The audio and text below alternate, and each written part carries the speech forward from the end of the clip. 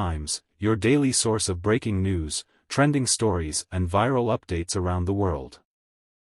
Rahul Gandhi recently sat down with senior Congress leader Sandeep Dikshit for a podcast that's already making waves.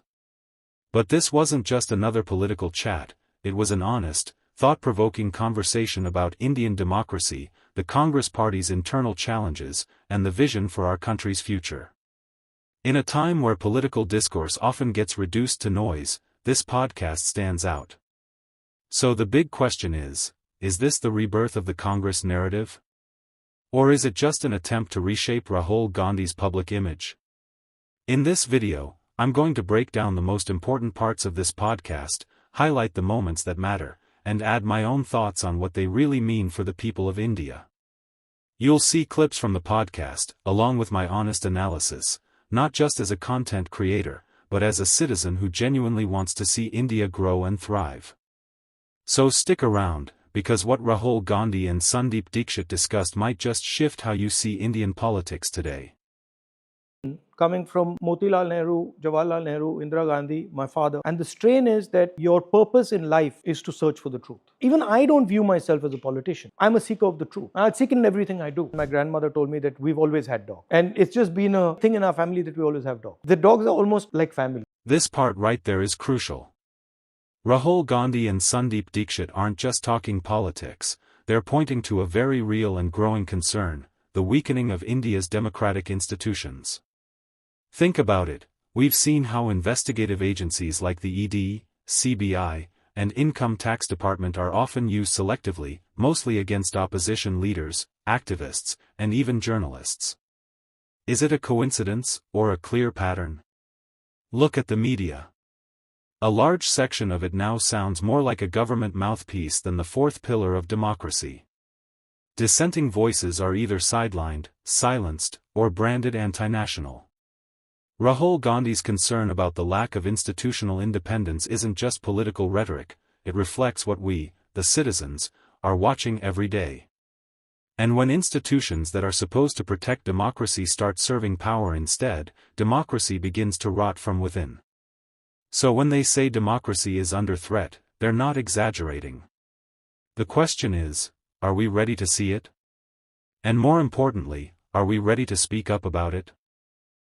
I suddenly disappear. You find Jawaharlal Nehru sitting here. क्या पूछोगे उनसे? I say to him, tell me the one thing that you think I should never ever do. And I know the answer to that. What is that? Compromise with RSS. Imagine an India where every child, whether from a village or a metro city, gets access to the same quality education. Where healthcare isn't a privilege, but a right. Where the rich don't exploit the poor, and where hard work matters more than connections. An India where leaders are not above the people, but answerable to them. Where government policies are shaped by public need, not corporate greed. But this vision won't become reality until we, the people, wake up. It's not enough to just complain, we have to question, to vote wisely, to educate ourselves and others, and to organize around issues that truly matter. Change won't come from just one leader or one party, it'll come when millions of us start demanding better. And that change can start with you.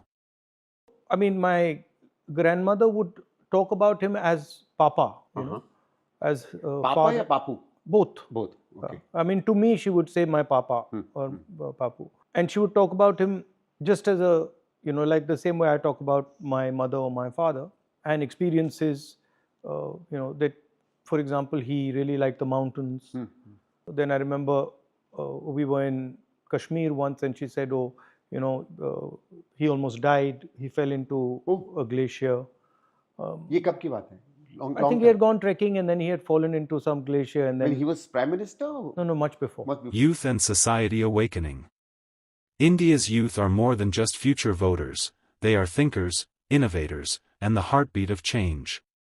The power to shape society doesn't just lie in politics, it lies in their voice, their creativity, and their courage to question. But in today's digital age, that power comes with a responsibility. Social media is a powerful tool, it can awaken minds or mislead them. That's why it's so important to verify what we read, question what we share, and rise above propaganda. Don't let anyone use your anger or emotions for their own political gain. Instead, use your platform to stand for truth, to spread awareness, and to inspire change. Because when the youth awaken, not with hate, but with knowledge, no force can stop a better India from emerging. Message to political leaders.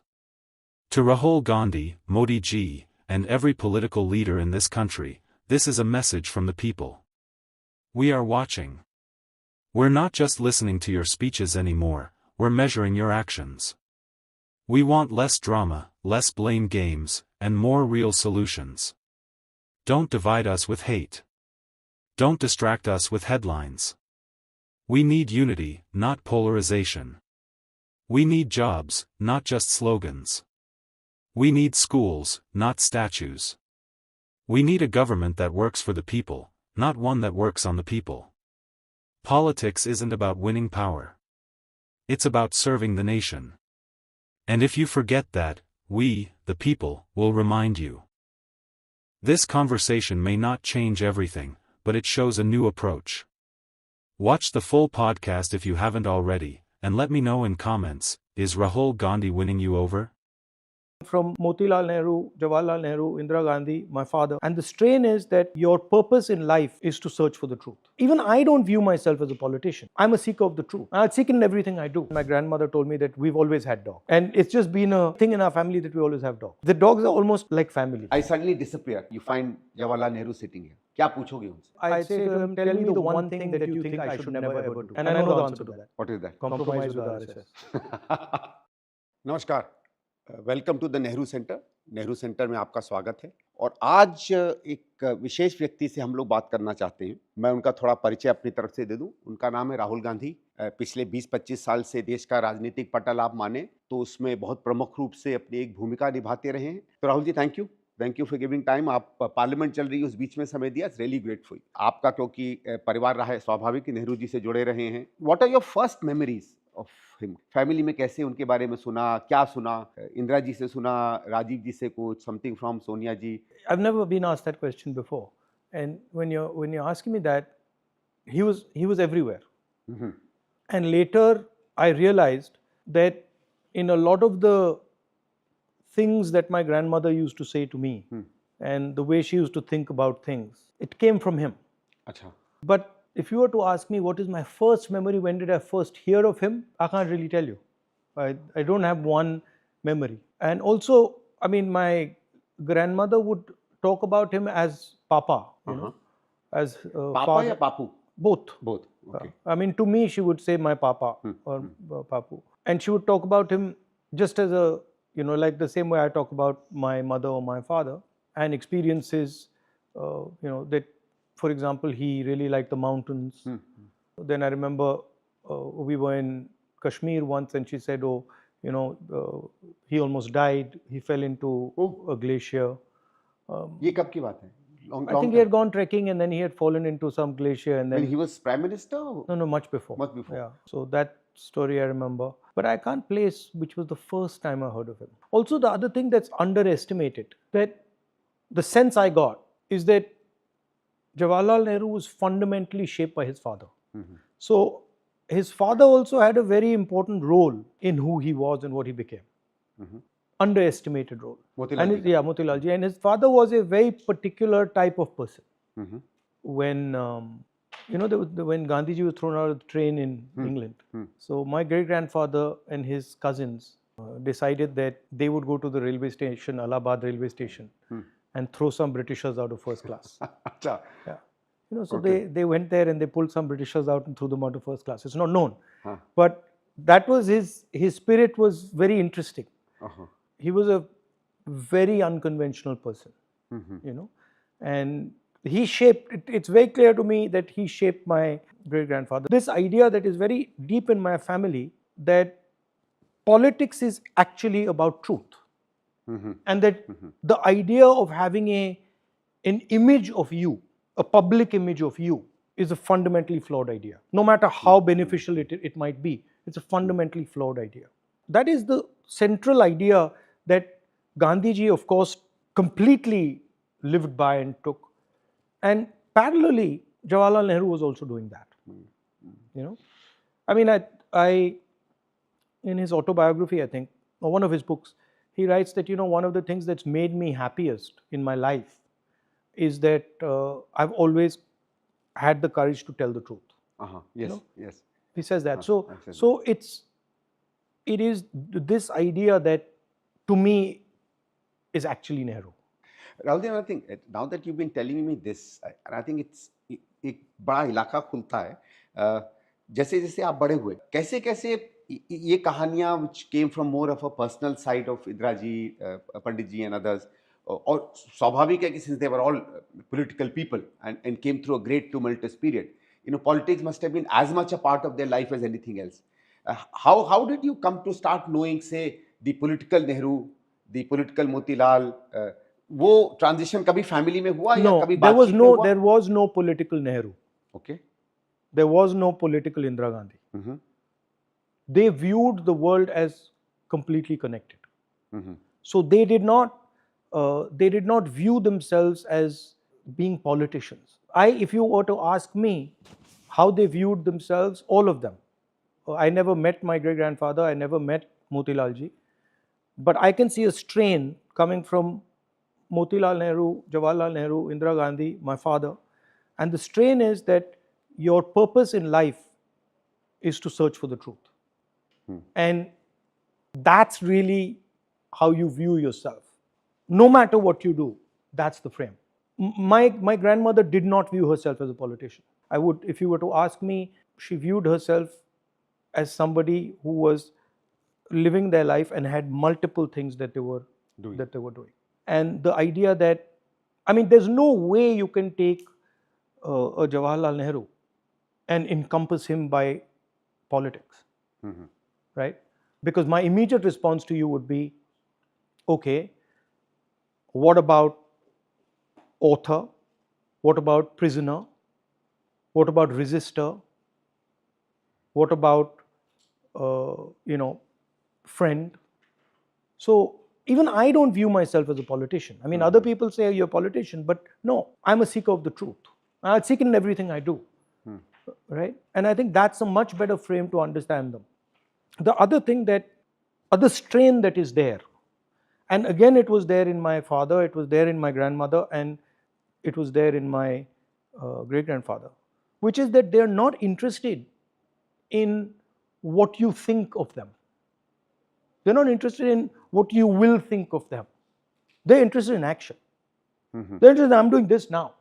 And this is correct for me to do now. I'm not incentivized by what you will think of me 20 years from today or 30 years from today.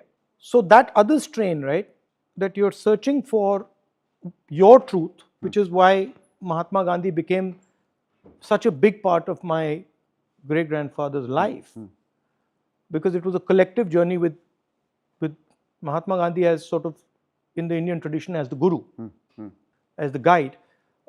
But these two strains I see very clearly, that they don't really care what people will think of them. They're not acting because people think they should act like that, never. They're acting because this is what we think is true. Now, they might come to what is true by listening to people. ठीक बात है. मतलब वो सच कहाँ से आएगा, वो जनता से आएगा. खुले दिमाग के खुले दिल के लोग. हाँ, right? I think ये अच्छा हुआ, because lot of things about Pandit ji also and later on Indira ji also, although suddenly start opening up in front of me. जैसे I think the bravery, the bravado, the honestness in many of Nehru ji's letters. आजकल अगर आप देखें, I don't want to compare him with anybody. I don't think Nehru is really comparable. But करें तो कहीं वो नहीं मिलता है. I think the kind of way in which he said things which he wanted to, even confront people, even with his very, very close friends. For example, much of that is made out between Patel and Nehru is because they opened up their hearts to each other, and I think they were much more honest than many of us would ever dare to be. I think a lot of that opens up a very new line into thinking about Nehru.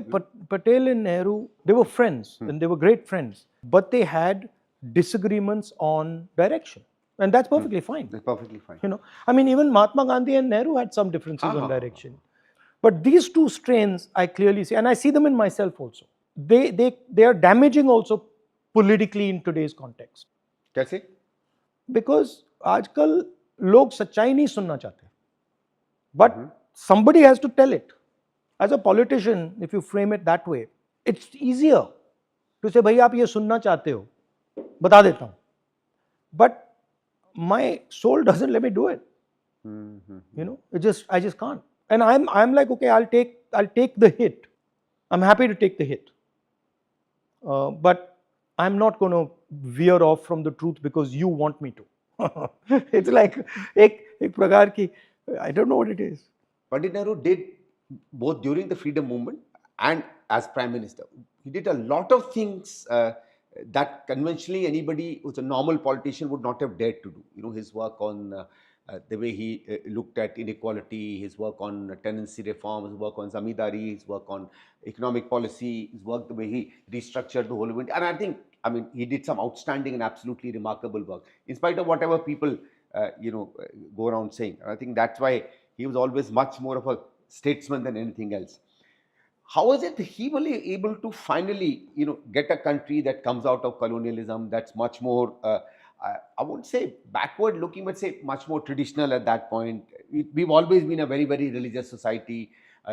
Superstitions have always been there. How is it that, because you're saying that, today you said sometimes वो सच्चाई शायद लोगों में ना उस तरीके से जा पाए, and as you said कि you also sometimes feel कि उसका एक backlash आता है या political success नहीं आता. How is it that somebody like him was able to do that? And perhaps is it because India as a society, as a voters, we've changed slightly, या थोड़ा माहौल कुछ वैसा है? I mean, where do you peg it? Because आप तो इतना घूमते हो ना, आप connect करते हो लोगों से. We were in a much harder situation in 1935 than we are today. We were ruled by the British. The large mass of India was ruled by the British. It was a partnership between the British and the Maharajas, between the Maharajas' bureaucracy, between the Maharajas' armies, between the Maharajas' business system and the British. And the Indian people were completely squeezed. In some ways similar as to what's going on today with Adani, Ambani and stuff. But we were much more courageous at that time than we are today. Today what is missing is, certainly at the leadership level and also overall, people are scared, right? And these people were not scared. I mean, their whole thing, Gandhi, Nehru, Patel, Ambedkar, their whole thing was confronting fear, becoming friends with your fear. And really that's what they taught. Nehru didn't teach socialism or politics or science. No, Gandhi didn't teach any of those things. All Gandhi and Nehru did was they showed India that you can be brave, you can be courageous. And millions of people followed them. So that to me is the difference. All human endeavor, all powerful human endeavor is a confrontation of fear. Whether you're a scientist or you're an engineer, whatever you are, if you're doing something well, what you're actually doing is confronting your fear. You're saying, okay, these gentlemen are fighting the British Empire. That is scary. That is scary. I mean, that's a very scary thing. They are going to jail, they are being beaten up, they can be killed. If the British Empire wanted to kill Mahatma Gandhi or wanted to kill Nehru, it was like, it was like that. So you are sitting there facing death. That's why these people arise. Also, Rahulji, it takes far greater strength for passive, non-violent resistance than any other. I think non-violent resistance is, you need to be probably the bravest. Samne banduk ho, lat ho, and all that you are raising is your moral unity. And it's very difficult. If you want to do non-violence resistance, then truth is your only weapon. Truth is your. It's that Arjun story, that no matter what you did to Nehru, Mahatma Gandhi, Ambedkar, no matter what you did to them, they were not budging from the truth. That's why they became who they became. So Nehru's the idea of resistance and clarity about the truth and bravery. That's what it is. Sir, Rahulji, let me ask you one question, and whether you also got some idea from Indiraji from this. Uh, at the time of Nehru, he was one among stalwarts. I mean, as you say, probably any one of them could have become India's prime minister. The others were great stalwarts themselves. Okay, and I think his greatness was that he was great amongst greats. I think you could have taken. I suspect that in that time, the Congress Party probably had a pool of 50 people who could all lead India. Many of them we know. Certainly Mahatma Gandhi, Jawaharlal Nehru, Patel, Bose. Many of them we don't know. Yeah. Right? And many were in the States. But Many were in the probably States. equally capable. Yeah, equally capable. Just in a different place in the freedom struggle. But what the freedom struggle was doing, freedom struggle was like sandpaper. Like sandpaper. Yeah. So it was just removing everything that was not truthful. If you're fighting the British and you have a single lie, they'll get you. Like today, if you're fighting the BJP and you have anything to hide, you've been corrupt or you've got anything to hide, you're finished. So what protects you in an environment when there is oppression? The truth. The reason I can say whatever I want is because the truth protects me. And I don't run off suddenly from the truth. And if I don't run off from the truth, I'm protected by the truth. So that's what these leaders were showing. That's what an Indian leader is. So Rahul ji, take these leaders and the fact that while they were very popular, Sardar Sahab ko le lijiye, Nehru ji, Gandhi ji, of course, even Maulana Azad, all the others, I mean, each one of them was extremely popular. They were popular in spite of many of their ideas that directly confronted many other beliefs in society, whether it's on caste or religion. Let me correct you. How come they still were able to maintain that confidence? Let me correct you. Actually, if you look at Gandhi carefully, you will find that he was extremely unpopular with the Indian elite. They hated him. Elite, yes. They absolutely hated him. The newspapers hated him. The businesses hated him. The Maharajas hated him. The British hated him. The masses liked him. Right? So, and slowly, as the masses lined up behind him more and more, then others started to like him.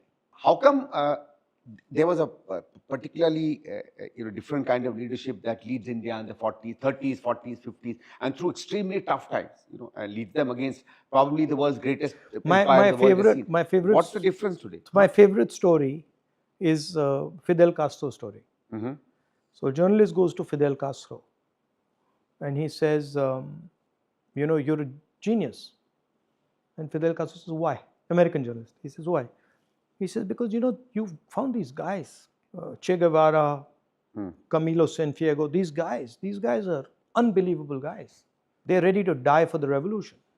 What is your technique? How do you manage them? And how do you find them? So Fidel Castro looked at him and said, you're an idiot. He says, I don't find them and I don't manage them. So he's like, what do you mean? He's like, no, I don't do it. Batista does it. Achha. So all I do is, I stand in one place and these people come. When Batista's army, Batista was the man he was fighting. When Batista's army comes, half of them run and the other half get killed. What's left are the people you're talking about. So it is always the attacking force that creates the leadership. It's never the leadership that is being created. This is a selection process. There were millions of people who stood against the British. Many of them died.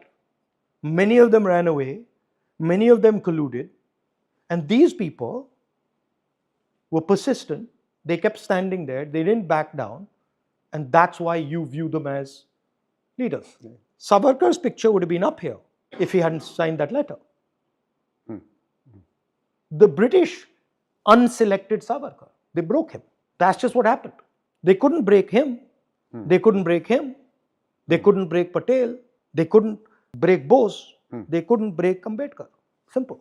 So leadership is always about standing against the pressure. Are these also part of the legacy of Nehru that inspires you or motivates you? Or is there anything else? I go with the same frame that what my grandmother told me. Nehru is the people of India.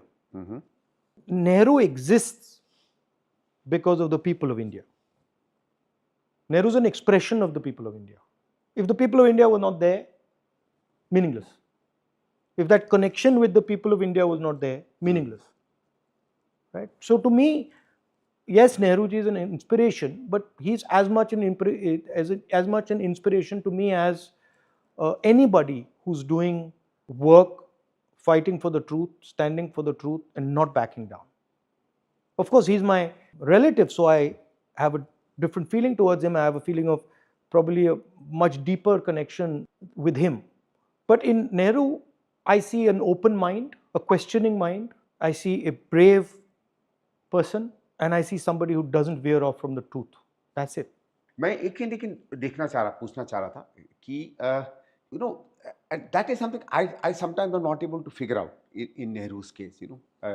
He does takes part of the freedom struggle. It's a thing that involves him so much. But sometimes when you read his writings, you especially Discovery of India, which I think is his greatest book, you see a breadth and a vision and a depth that is unparalleled. Where do you think that came from? And I'm not asking his great-grandchild right now. I'm asking you as a person, as an Indian citizen, as a world citizen. ये कहाँ से आया उसमें? So if you were to take a Nehru and you were to compare him to a Gandhi, they both have massive depth and breadth in different directions. So Nehru is looking into the future. Nehru is looking around him. Nehru is looking the world around him. And he's going in. The search for internal observation. Rahul ji एक चीज पर आते हैं, मैं सोचा कि इस पे भी जरूर बात करें. One of the greatest legacies. Sorry, final thing. And this my father also had, and my grandmother also had, my sister has, I have. Which is curiosity in everything and giving value to everything. Meaning if I go and talk to Mr. Bill Gates, and then I go and talk to Chetram Mochi, the curiosity is the same. The interest is the same. The fact that this man is very rich, or this is a very powerful system, or this is a very big system, versus that is a very not so powerful system, not so wealthy, makes no difference to me. And that's, I think, comes from my great-grandfather.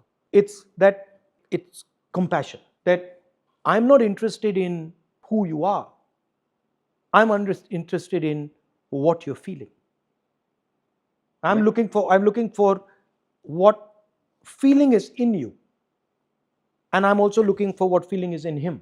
I don't really care that you're a billionaire or you're a poor person or you're whoever you are. And so that curiosity is unbounded. That's why I reacted to the politician. I'm not a politician.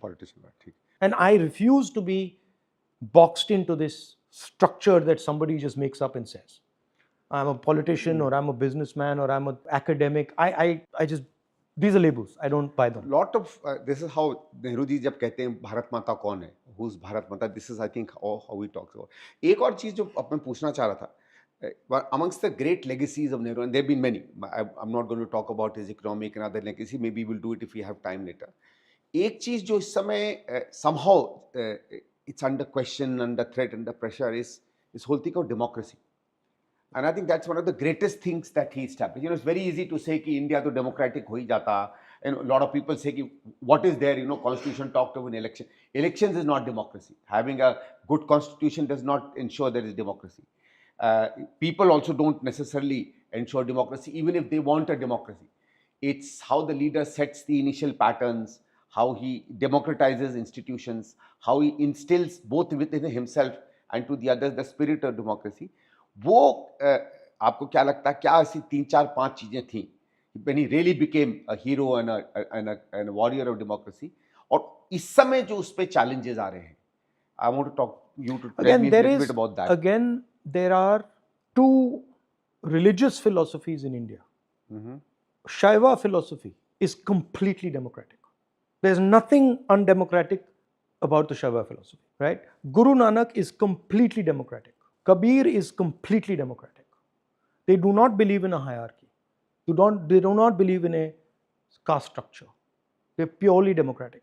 So there is a very profound and deep democratic strain in India. And Gandhiji represented that strain.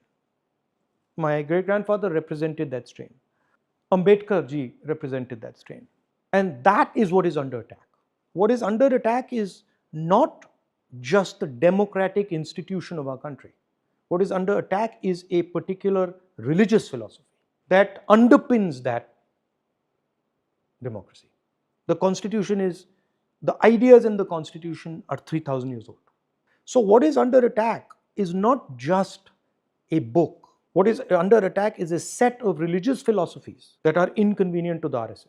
And that is what Gandhi used to defend, and that's why he died. So what you're saying in the, that Nehru was as much somebody who imbibed or great believer in the great intellectual and philosophical traditions of the 17th and 18th centuries, as much as in the India that you No, all have. what I'm saying is that I'm saying something different. I'm saying that Nehru is much, much closer to an Indian philosophy than he is to any Western idea. Correct. But he's open to Western ideas. So he's open to science. He's open to looking at different cultures. But his foundation comes from the Indian spiritual tradition. So what you're saying is really open to modernism, as everything modernizes itself. As are all people who follow this tradition. Yeah. Who are these people? What are they doing? Why are they doing it? How are they like me?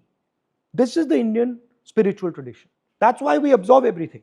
So in many senses, actually, in 47 to establish it, put it part of that, get this continuity with our ancient tradition, that's, I think, a battle or a war that Nehru fought very adequately and substantially. But इस समय जो इस पर threat आ रहा है, and many people also call it almost like an existential threat.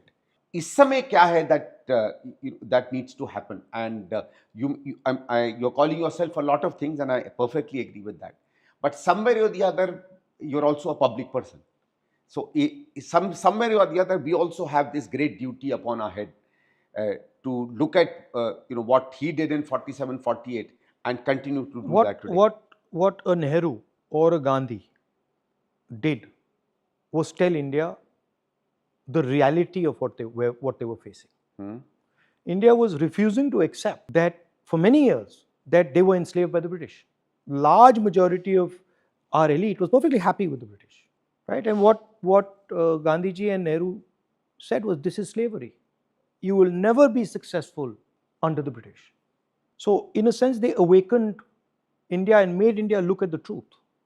Now India has certain truths which India is not ready to face right now. It's going to have to face them. There's no way out. You're going to have to face them. You're going to have to develop the courage to face them. You have huge unemployment. Your entire economic system has failed. You have a complete lack of harmony in the country. These are truths. And these things are damaging. They're damaging for the future of India. So certain people have to stand for the truth and say, this is it. And they have to defend the truth. Sooner rather than later, everybody will have to face it. I mean, you're seeing today, for example, that the United States has imposed tariffs on us. It's going to have huge economic consequences. We're going to have to face it. Modi ji's hug is not going to resolve it. Right? Modi going and hugging Trump, and he gave him a dressing down out there, and and basically Modi just bowed his head and came back. So that's not the type of thing a Jawaharlal Nehru would do. Certainly. Or an Indira Gandhi would do, or Mahatma Gandhi would do. So to me, the act of politics is about publicly standing for the truth. The other thing, Nehru, which amazed me, I went to the jail, one of the jails. I think it was Naini, but I'm not sure. I happened to be going to that jail, and the jailer told me, your great-grandfather was here. So I said, aapko main dikhata hu. And he took me to the cell where my great-grandfather was, small little place. He was in solitary confinement. And then he said, then we looked at it, and then he said, main aapko visitor's book dikhana chahta hu. He showed me the visitor's book. And now that visitor's book is written by Nehru when he's leaving jail, probably a 3-year term or something. And what do you think he's saying in that book? He's thanking the jailers. Acha. Yeah. And he said, thank you for giving me such a great time. Thank you for teaching me so much. Thank you for everything you've done for me. Now, so these people had no enemies. They didn't view the world as me and my enemy. They understood very well that there were forces that were resulting in what was going on. And what you had to fight was the forces. मैं कह रहा हूँ एक चीजें जो नेहरू जी के बारे में lot of people know, a lot of people don't, is that there are many shades to his personal life. I think two things that stand out. One is his pets, and I think that's something which is in part of your family's tradition. Indira ji के पास रहे हैं, आपके पास रहे हैं. Tell us a little bit about that from Nehru's time to yours. Now that you say it, one of the first times I heard about my great-grandfather was when my grandmother told me that we've always had dogs. अच्छा. Right? And it's just been a thing in our family that we always have dogs. There's never been a time in my life where we haven't had dogs. Mm-hmm. And we are very fond of all animals. Going to the forest, seeing wildlife. My mother does bird watching in her garden. She knows all the birds, all the plants. So that curiosity has been there. The dogs are almost like family. Have you kept pets other than dogs? Pets other than dogs. We had a parrot, cat we had, rabbits we had once. Okay, and any traditions of food and all that come from Panditji's time, or from your family traditions in your? Yeah. We at lunch we always have desi food, Kashmiri food. Achha. Often, yeah. Achha. So dum aloo, khatte aloo, kofta, some types of bhindi. There's a bunch of things that my mother does. Achha, and in Indiraji's time also. Same, always. Okay. Yeah. So and how do you get cooks to make that? Oh, it's handed down. So our cook was taught by the earlier cook, was taught by the earlier cook, was taught by the earlier cook. Yeah, so that's there. So in many senses, Nehruji remains in many ways in your family. Our tailor is the great-great-grandson. Mama's tailor is the great-great-great-grandson of the gentleman who invented the Nehru jacket, who was my great-grandfather's tailor. Yeah. Oh, acha. Wow. Yeah. I think so he made the Nehru jacket. He made the Nehru jacket. Oh. What these days some people try and name it as somebody else. Yeah, exactly. Because हम लोग तो उसको Nehru jacket ही जानते थे. Finally, Rahul ji पूछना था. आजकल उस पे नरेंद्र मोदी नाम लिखता है. हाँ भाई. Final question, Rahul ji. Suppose suddenly there is a flash. Oh, there's one other thing that Dadi taught me that went into my head and I just follow, which she said she got from my great-grandfather, was that whatever happens, do 1 hour of exercise every day. हाँ अच्छी. अब वो एक सवाल मैं भूल गया, मैं पूछना चाह रहा था. So I saw that. I mean, throughout her life, I never saw a day when Dadi didn't do 1 hour of exercise ever. Which just didn't yoga happen. करती थी या पता नहीं. उनका एक पीला रंग का एक मैट सा था and उस पे वो एक्सरसाइजेज करती थी. उसमें योगा की एक्सरसाइजेज भी थी, बट फिर वो उनकी भी एक्सरसाइजेज थी. पंडित नेहरू तो योगा करते थे, उनकी कई. Again the same. I think the exercises were the same. Same. Yeah. So there was some yoga in it, but there was also just regular physical exercise. So you it do was a a little bit routine. of that or different? No, mine. I mean, I never actually listed what she used to do, and I never really knew what the full routine was. But I do my own. I do judo and I do other stuff. Okay. Now you have to answer this last question. Suppose I suddenly disappear and you find Jawaharlal Nehru sitting here. क्या पूछोगे उनसे? आपको 5 minute मिलते हैं उससे बात करने में. क्या बात करोगे? I'd say to him, tell me the one thing that you think I should never ever do. Okay. Or? And I know the answer to that. What is that? Compromise with the RSS. ठीक है. I think it's been really, really great. And thank you on behalf of the Nehru Center. Now let's talk about the big question. Was this really Rahul Gandhi 2.0 or just another scripted conversation? To be honest, this podcast felt different. It didn't come across as a forced PR stunt. It felt more like two people genuinely talking, unfiltered, uninterrupted.